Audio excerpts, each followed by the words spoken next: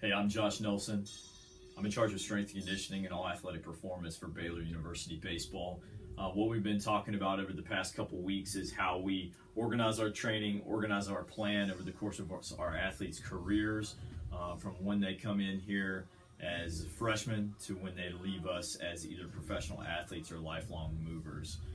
In review, we want to think about training as a holistic perspective. We're not focusing on exercises. We're not focusing on one given thing in the recipe. We think about the training recipe as everything that comes together and as a whole to develop the athlete moving forward in small little 1% every single day. Okay, once our athletes come in, we really look to what do they need? What does their past look like? What is their injury past? What is their training past? What is their overall volume that they've experienced on the field, off the field? What kind of maturity do they have? Because these questions, or more importantly, the answers to these questions can allow us to develop a plan. And if someone is very, very physically gifted and has a long history of training in their background, but they're not mentally or socially able to work in the team setting that we're working with in the way we train here, that's going to be a limiting factor for us. So we need to know these things through our needs analysis. And we do this a lot during that freshman summer block of 8 weeks that we talked about in the previous video of white group. Just a quick review from that white group. When we come through an athlete's career, we matriculate through different stages as seen in this pyramid here. Our athletes enter into white, then go into green when they're ready. Some will move into gold, and then even fewer than the ones that go into gold will move into black. The main goal that we're trying to do once they get through the pyramid is either A, develop a fantastic athlete that is ready to handle the rigors of professional baseball in regard to being robust enough to handle the long season, handle the thousands of swings, the thousands of throws, the thousands of pitches that are going to occur during that career. Or B, we want them to be lifelong movers that actually loves physical activity, that has the ability to teach their children, has the ability to teach or coach other people. The majority of our guys that don't go into the professional ranks will find themselves working or teaching in a manner that they're going to share what they've learned for physical activity for the game of baseball. So we want them to be equipped with that. Okay, when our athletes come in white group, we bring them in the week after 4th of July. Okay, during this period is summer 2 here at Baylor University. They start with classes. They start their college career. In the weight room, and more importantly, the training environment as a whole, we learn what it takes to be a Baylor Bear. We learn foundational movements, the squat, the hinge, the push, the pull, and the weighted carry. We learn how to run. We learn how to set up the field, how to wear our uniform, how to do everything that involves being a Baylor Bear. Okay. By the time we come back from the small break after summer semester 2, we enter the fall, and this is where the meat and potatoes of our off-season training occurs. At this time, most of our other veteran returners have come off the road from playing collegiate summer ball, and then our freshmen are back on campus ready to go, and they're integrated into the whole. After we come back, we are now in green group. Now, the green group has a lot of different subcategories. We group it into green group because the main tenet here is to increase strength. We want to become stronger. Okay, stronger is essentially moving an external resistance without a massive regard for speed or velocity. Now, I want to move the weight with intent, but that will be a little bit more in the power phase. I want to just become stronger. I want to be robust and be able to move weight. Okay, also want to be able to resist weight if I have to. Okay, so within this green group, there's a subcategory where we are working on athletes that maybe need to develop a little bit more size or mass, okay, through hypertrophy. We're working with more advanced athletes that maybe need to just get general foundational strength so that they can move into a power block. Also within those two areas are a pitcher's block, a position block, an everyday player block, some bench players blocks. So that all goes back into our needs analysis. What have our athletes experienced in the past? What are their current needs in regard to training, into recovery? Are they coming back from an injury? Okay, that needs analysis is going to tell us which bucket within green group they go into. Okay, but the main thing here is this idea of strength focus. we cannot move forward. We cannot move forward up the pyramid into more advanced levels of training, power, speed training as a main focus if we do not have foundational qualities that exist here in strength. And that's basically handling a load, whether I'm applying force or resisting force over time. Okay? When we're in this green group, and like I said, a lot of times it's going to be in the fall. Okay, so in the fall, we typically start off running. Week 1 of the fall semester, that's our first week of training. And we usually have about 8 weeks until fall ball starts. We're blessed here in Texas, we can put that fall ball a little bit later because of our weather, so we maximize the 8 weeks that we have early on in that semester. There's a lot of different things that we're going to do in this. Okay, a lot of things will come over from white group. Obviously, we're going to push, pull, we're going to squat, we're going to hinge, we're going to do different things on the field with carries and absorbing weight. It all starts out on the field. Most of our guys, regardless of position, will do the same dynamic warm-up. Every day of some manner, we're going to sprint. We're going to go fast. Sprinting does a lot of things, and we're going to talk about that as we get to some more advanced qualities. But sprinting allows not only for us to get faster, it increases intra and intermuscular coordination. It allows us to fire patterns faster, and it's a wonderful priming exercise for what we're going to do in the weight room. After that, we typically break up into pitchers and position groups, depending on the day, and we'll have some skill development sets out on the field. It could be a general work capacity unit, it could be some speed development, some power development, whatever it may be for the day. That's how we'll handle that. After that, we come into the weight room. Within the weight room, our main meat and potato exercises, our squat patterns, our push patterns, anything that we're going to do with power. Okay, we're going to think about developing strength in this block. Okay, so for our green group guys, even though we're training strength, our power exercises such as our pulls from the ground, pulls from the block, any types of jumps are going to follow the rules for power development. So lower reps, moderate intensity, and I want to move the bar fast. Now, when I get to my main meat and potato strength exercises, my deadlifts, my squats, my pushes, anything like that, there's a couple different options that I can go to. Okay, so for an athlete, for us that may need to get a little bit of size along with strength, what we use is auto-regulatory progressive resistance exercise, also known as APRE. Okay, APRE. So APRE, popularized by the crew up in Missouri years back and Dr. Brian Mann. When we do this, it allows our athletes to basically handle the appropriate amount of volume for what they're ready for on any given day, any given week. We use a modified form of APRE. We started with this with some of our redshirt freshman football players back several years ago. We've moved it over to softball, we've moved it over to volleyball, and with baseball. And what this modified unit allows us to do is basically control our athletes a little bit more and let them be able to handle a more appropriate load, or a load that they've been around a little bit longer. We're not necessarily going to do most of our complex movements in high rep ranges such as 8s and 10s. So what we like to do is keep, even when we go to APRE, some of our reps a little bit lower. If you read up on APRE, APRE 6, there's 3 protocols, APRE 3, APRE 6, and APRE 10. APRE 6, which we use for our pushes and our squats, will actually have a couple sets of 10. Because we choose in our program as a whole not to necessarily do higher volumes of our compound movements, what we've done is just modified this idea of APRE and put them at a little bit submaximal sets. And sometimes, depending on the athlete, especially if they're younger, these first 2 sets thought of as maybe a warm-up, well, could potentially have like an eccentric in it where we're slow going down and we're just kind of controlling our technique and making sure we're dialed in. So if we just look at APRE as a whole, what we have is 3 prep sets. We have a work set and an adjust set. Okay, we'll call the work set our money set.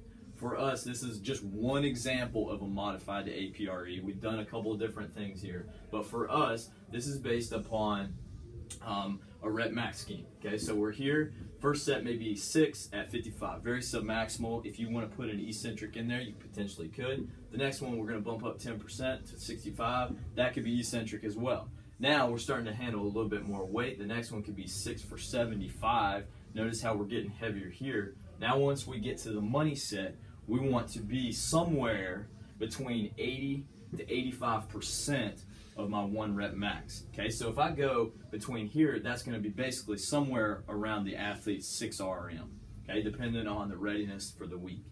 Now, we want to tell the athletes, I want you to get as many reps as you can. Okay, this is the whole auto-regulatory piece. If the athlete is just fine and he's, in theory, not progressed at all, he should, in theory, hit 6 if you put him at a 6 RM. If he or she has progressed a lot and has got a lot stronger, this number in theory should be higher. If they've gotten weaker or they're just completely smoked with their central nervous system, this number will be lower. Okay, so let's say, hypothetically, we have an athlete hit 8 reps on the money set. We would be like, okay, right, 8, now I'll look over to my adjustment table. I find 8 and I see, okay, for my adjusted set, I'm going to add 5 pounds. Okay, so again, this can be slightly different if you modify it. APRE and Dr. Mann has a specific table that we should follow, but this is going to be allowing us to adjust this set. So if I take, let's say, 80% or 85%, the next one I'm just going to add 10 pounds to what I previously did, right, that set. And then this one will be as many as possible as well. Now, for the following week, we will then reprogram everything in the new training max based upon this number right here. I have in the past also played around with the percentages for the next week while holding volume consistent. Okay? So for us, it's important to note this is an ugly 8. We'll just erase that for this next example. For us, and let me go back and say, in the APRE program, there is the ability to go over 13. For us, because we do not handle complex movements at higher rep ranges that often, we cap it at 13. Okay? By capping it at 13, that's going to allow us not to go somewhere crazy, break down technique, and have something scary happen. So for 13, that allows us to get a little bit of tolerance to handle some more weight and to get higher on the table, but it's not going to allow us to just completely blow it out of the water and that we may have an injury. Okay? So, APRE. This is a very modified form of that, but one method that you can do. Don't be afraid, after you kind of understand the principle that Dr. Mann has, to dial this in based upon what you do. For us personally, not saying it's the only way, not saying it's the right or wrong way, but for us not handling higher amounts of volume early on, we don't necessarily feel comfortable doing that. So we bring it down to what our athletes are more comfortable with, what our athletes have currently been trained to handle, and then we're going to dial it in there. We will run APRE, especially with our young cats, no more than 2 or 3 weeks. At that point, what we've seen is a little bit of regression, and it's because of the accumulation of volume. Okay, so that's something that we may be able to do with some of our athletes that we need to have them in green group. We want them to be getting stronger, be around strength, but we also may need to gain a little bit of size, and the size comes from the little bit higher volumes that exist in each set and the total work over the course of that training block or 2 to 3 week phase. Okay. Another thing that we may be able to do in green, let's say we have an athlete that may be a little bit more advanced, someone that is a little bit larger that doesn't need to have a ton more size, we can use what's called a 5-3-1, Jim Wendler's 5-3-1. And again, we have played around with this to the point where we start to adjust it. And I think it's important for me to know, and I should have said this earlier, it's important to know the concept and to play with the concept before you start adjusting. Okay, so we've done this a lot with ourselves, a lot with different intern classes, and then we've made some adjustments based on what we believe and what we currently train our athletes. We're not just completely adjusting everything without trying it. But just basically thinking about the 5-3-1, it may be set up across a 4-week block. Okay, the first one, work sets only. This does not have any warm-up sets or preparatory sets here, but the first week, my work sets would be 3 sets of 5, and the last set I would do as many as possible. Okay, The next week I'd go 3s, with the last set being a money set and getting as many as I can. The next one would be a set of 5, set of 3, and then 1+ or as many as possible. And then the 4th week would be a deload. I'm back to 5s. In terms of intensity, what I may do, I may start right here at 65, work up to 75, 80%, and then each week I may add 5% to that. Now your starting point here can really depend on where you are. Let's say where you are as your athletes. If they're younger, you may want to start a little bit lower. You may take their training percentage a little bit lower and keep this intensity a little bit higher. Okay? Or if you have some older guys that may be able to handle a little bit more, you can keep this and be a little bit more aggressive. Tend to be somewhere between 2.5 to 5% increase on that last set each week. And then once we go to this deload week, drop that way down with the intensity. Okay, so this is a little bit different than some of the other loading schemes that we've done, but it does allow us to get our athletes under some good weight for a pretty progressive and very simple loading scheme. Now, with all this, what we try to do too is to always monitor volume. Okay, so if you look at Coach Panarello and Coach Parker's work and Coach Vermeil's work and how they have quantified volume over time. It doesn't take fancy software. It doesn't take anything. It just allows us to be it needs us to be cognizant in what we're prescribing our athletes. Okay, so overall volume, what does that look like over time? Sometimes it's not beneficial to just have a linear model of increasing volume over time. Sometimes we need to go up, we need to go down, we need to go up, we need to go down, like a stock market over time with the trend line long-term progressing upward.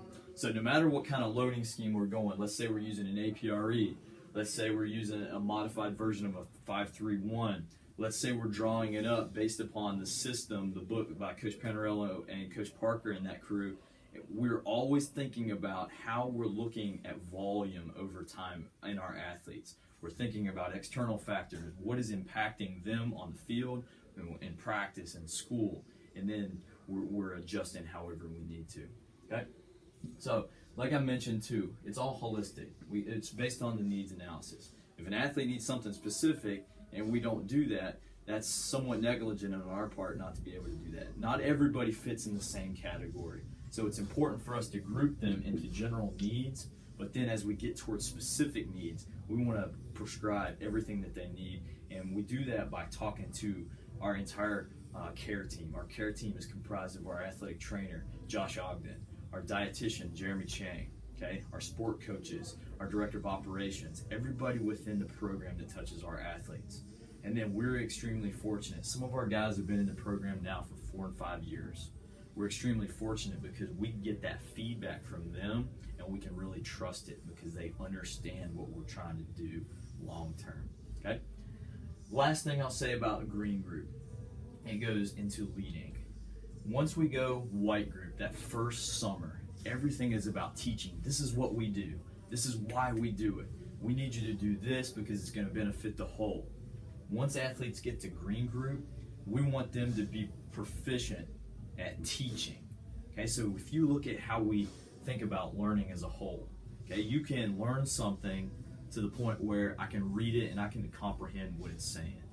I can learn something and I can basically write it or maybe take a test on it, reproduce it in some fashion, whether it's verbatim, rote memory, or just write it down. Then the next level would be I can learn something and know something so well that I can teach another. Once we get to the green group and the other groups as we go up, we want to be able to teach this stuff, everything that we're doing. Maybe not the ins and outs of all the percentages and prescription of movement, but we want them to be able to teach. If we have a recruit come in, we want them to be able to tell them why we do what we do. When we come around to the next summer, if a green or gold or black group guy is around the program and white group is training, they're just basically coaches. They're teaching. But once we get to these higher groups here, they need to be able to lead. And that's just a form of teaching. Okay, so today what we kind of talked about was our green group. We have white group, green level, gold, and then black. Over time, our athletes matriculate through this. No one has the same program. That doesn't mean we are specialized. We're trying to individualize every single thing, but we are working on major tenets Early on fitness, later on strength, power, speed. We blend it all together, and then over the course of a career, an athlete's going to go two ways. They're going to be prepared for professional baseball, or they're going to enjoy physical activity to the way that they can teach it to their children or other people.